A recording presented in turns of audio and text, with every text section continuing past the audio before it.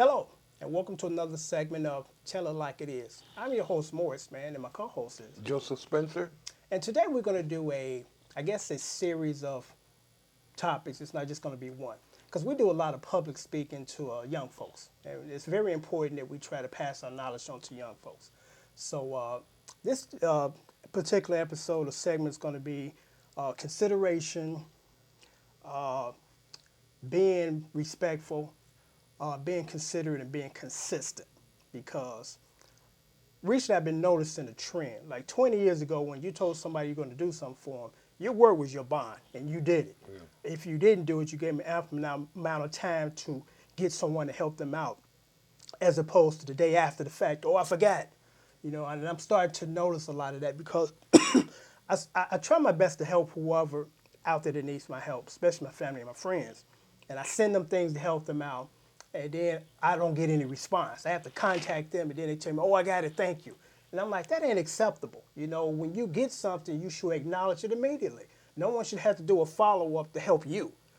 So today I thought that would be a good topic to talk on as far as what happened to people that kept their word. And that's this excuse that I forgot, I got busy nonsense, but before I kind of go into my spiel, because I got a lot to say today, I'm going to turn over to Joe and get some insight on what he thinks about these topics and what do you think on it? Well, when I was younger and say a friend or a family member found out or heard that you needed a couple of dollars or something, and they sent you that couple of dollars through the mail, it was apropos for you to send them a thank you card. Thank you. Simple Thanks for thinking acknowledgement. about me.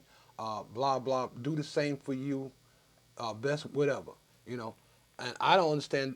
We have the internet now. We have email, taxes, and all that. And there's no excuse as far as it take less than a few seconds to shoot a text out, say, I got it, thank you. As opposed to whatever happened, or I got so tied up, or I got busy. Yeah. Because, again, we do a lot for young folks as far as public speaking, because you don't know who's watching you and who's observing you as far as what you do. And it's always good to just try to do things before people even ask you, because throughout my life, I've been very, fortunate, because I got older brothers, and family members that kind of reared me and told me this is what you need to do and this is what expected of you, and try to be ahead of it as opposed to having somebody bring it to your attention. Because here's some other just little observations. I used to live in a complex, and I was like, there was an older guy, then there was me, then there were two younger guys. And when it snowed, the maintenance guys were on top of it, but they didn't show up till maybe 7, 8 o'clock that morning. We would get out, me and the older guy, and shovel the snow to make sure that the women that lived in the complex, they came out to a dry pavement and not slipping and falling. These two young guys in their 20s and 30s never did that. And it's just so unfortunate that it doesn't dawn on some people to say, this is what I need to do without anybody asking. Yeah, well, there are workers that you have to stand over them to get them to do their job. I'm a worker, and I had a friend that tell me one day that you say please and thank you to your workers. You have to, you MF this, you MF that, and I took his word on it and tried it, and it worked. Yeah, and you shouldn't have to do that. You shouldn't have to do that. They should be trained, or should I say reared, to say, hey, yes, sir, no, ma'am, and just do these things. Because throughout my life, wherever I worked, because here's some brief stories about me, and this is a tribute to my mom and my family. One of the first jobs I had got was working at a supermarket. And the unemployment place called me and said, they're hiring. Go down there with a white shirt, black pants, and slack, and a tie, which they didn't have to tell me that I knew. Mm-hmm. So I went down there. There were about 50 people, Joe, that were in the lunchroom waiting to be interviewed. I said, this is not going to be a problem to get this job, because 90% of these people are in tank tops, they're in shorts, they're in T-shirts. Flip-flops. Yeah, flip-flops. And out of that 50 group, 3 of us got the job, and I stayed to like 14 years and became assistant manager in one of the largest food chains in the world. So that was a big accomplishment. And some of my appraisals said things like this: hard worker, team player. When I went into the corporate world for X amount of years, I was an analyst, and two of my appraisals said this, Joe, and it was really flattering. But it's like, my mama did a good job because that's my motto. And one of them was my boss said in the appraisal, I wish I had two of him. And another one said, I wish I could clone him and take him back to our other branch. So no one has never really had to tell me to do things that I knew that I had to Yeah. do. I just Well, did them. And people observe and see this. So it's very important to just do what you think you need to do. And people notice that, and you move up faster when people don't have to tell you or watch you. yeah. You know? People working today, I don't care if you got a job that requires a master's, they've learned to do as less as possible for their pay. Yeah, You know, and I understand that because it's like I'm not trying to break my back, but at least do the yeah. minimum. I mean, I And, don't advocate doing the minimum. I try to do the maximum. well, When see, everybody's trying to do 100% Joe all my life, I try to do 130. since I've gotten to know you, and taking nothing away from your parents, I think that's just part of your old makeup. No, it's mom and dad. Oh, Yeah, okay. mom and dad instilled, and then my brothers and sisters. I mean, I think that some things are genetically, but because I posed this scenario to you before. If I was, because my mom and dad were married before they had me. Now, this was the scenario I posed before. If my mother got together with some guy when she was 17 and they were 17, screwing in her mother's house when she's at work and she had me, never got married and went on welfare, I would not be the guy I am today. I'm 100% sure of that. So I do attribute the majority of my mindset, my values to my mother and father and my brothers because my Okay. brothers played a big important part. I was the youngest guy in the family and they looked after me really. They looked after me. They took care of me as far as what I needed to know, and they kind of put me to the side and kind of schooled me on some things to say, hey, this is what expected of you in a couple of years, but try to do it now. And Yeah. you'll be surprised the people that take notice when you're 17 years old and you're doing these kind of things that normally a 25-year-old guy's doing or thinking about.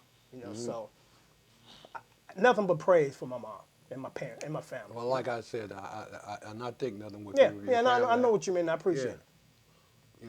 it. But we live in a world where I've had jobs where I've told the guy it's a $40,000 bid, and he shook my hand and gave me a cashier's check, and when he came back, the work was done. You can't you be stupid to do that with people now. Yeah, I stayed up in Canada for a while, and everything was on a handshake. yeah, You come back here and you do something, even with relatives or somebody who's become a close friend. Now, what's the phrase? You find a fool, you bump his head.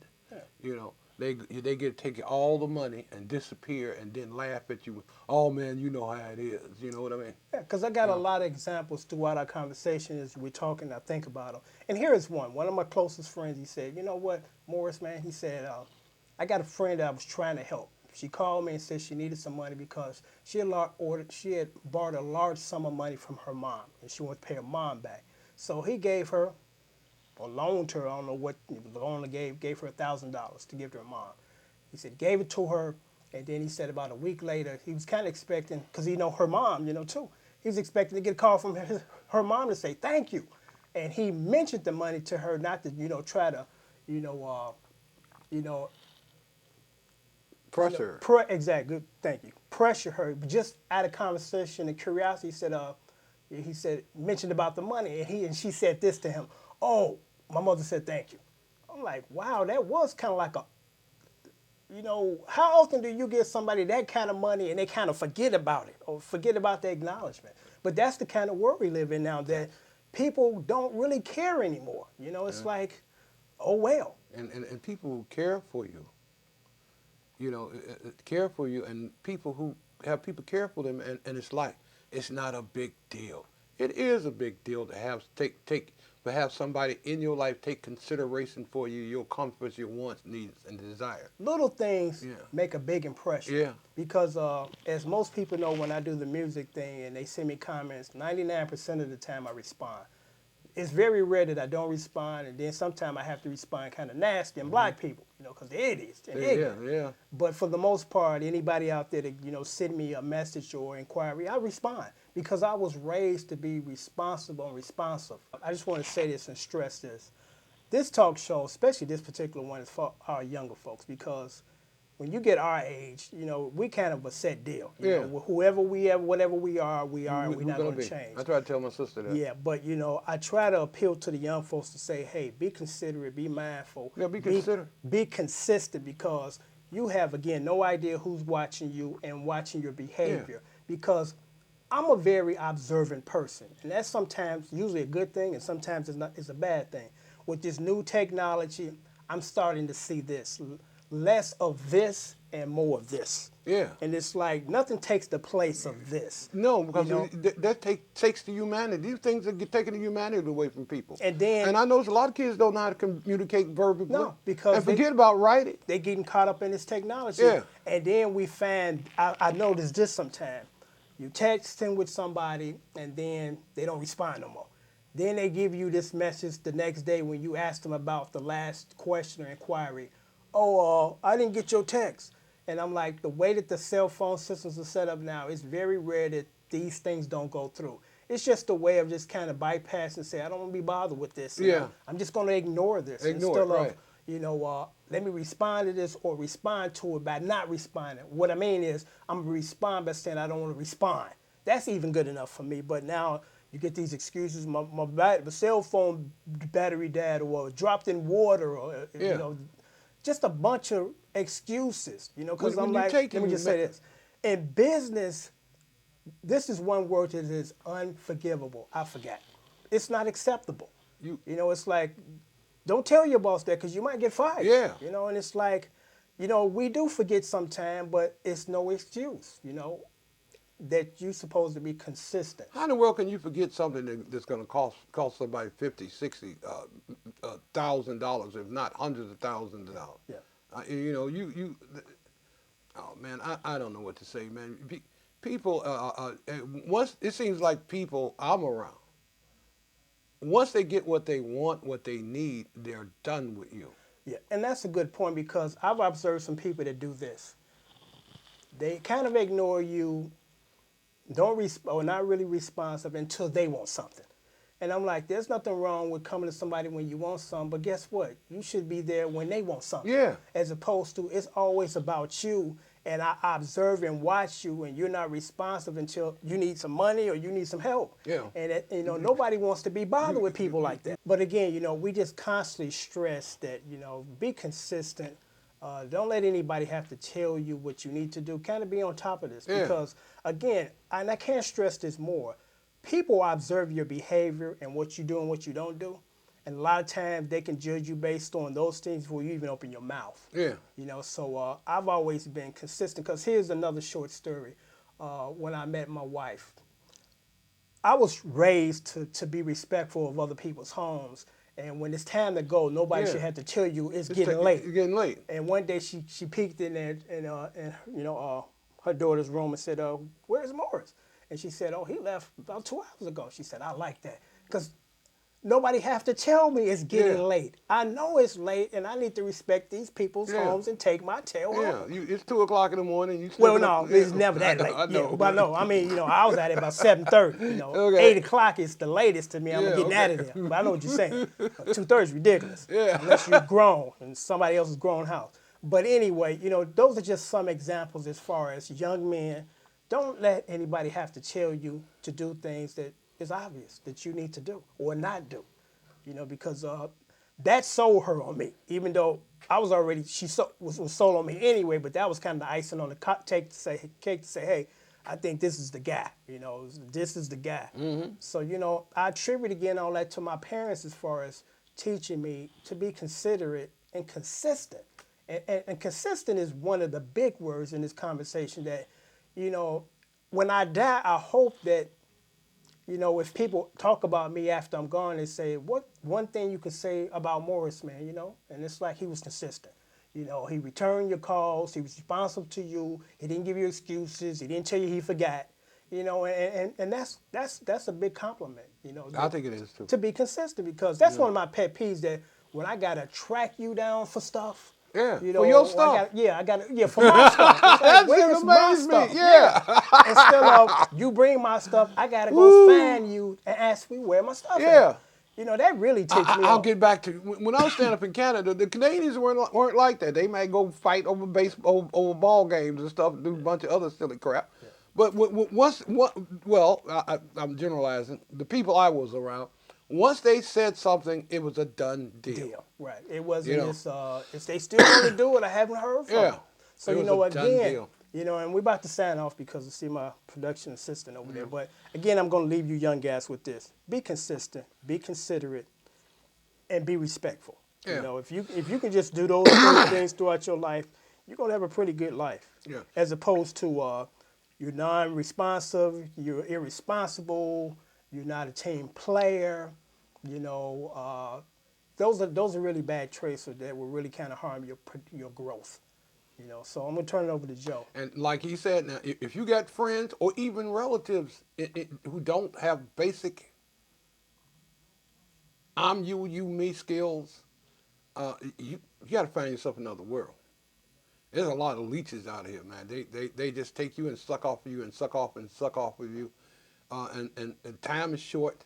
If you can't have a group of people got a give and take thing, go find yourself a support group that you can grow with. Yeah. You know, And go find you a woman that you can grow with. It's a support group, except for the exterior. Yeah, and let me leave you guys with this interesting, amusing story. When I was in my 20s, I applied for a forklift operator job. And this is like back in the 80s, and this job was paying $18 an hour back then, part-time. Yeah. It's like, I got to get a piece of that. So I went down there, I applied, and they told me to show up at this hotel where they rented out this conference room so we can go there for orientation or writing out application to try to get hired. And they told us, Joe, be there at 9 o'clock sharp. I left my house at 7 o'clock to anticipating getting lost, but still making it on time.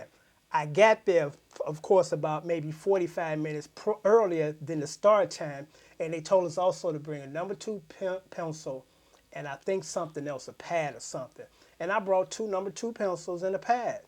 I kid you not, Joe. I got there, I sat there, I waited, and long story short, I got the job. But bagging up, so I got there, and at 9 o'clock, they closed and locked the door. And I kid you not, during the 2-hour presentation that the employers, potential employers gave us, exactly, people were knocking, see the door turning, and he said, you see those people out there? They're not getting in and getting jobs because we told them 9 o'clock, and we went 9 o'clock. Not 9:15, not 9:07. Not you know? 9:02. And even some of the people that made it and went in the place didn't have a number 2 pencil. Right. They made notes of those people. We never seen those people again. So again, when you think people are not observing your behavior and what you've been asked to do, they do. So you need to be very conscious and aware of that. And they have corporal analysts. Exactly. So on that note, I'm signing off. Until next time, take care.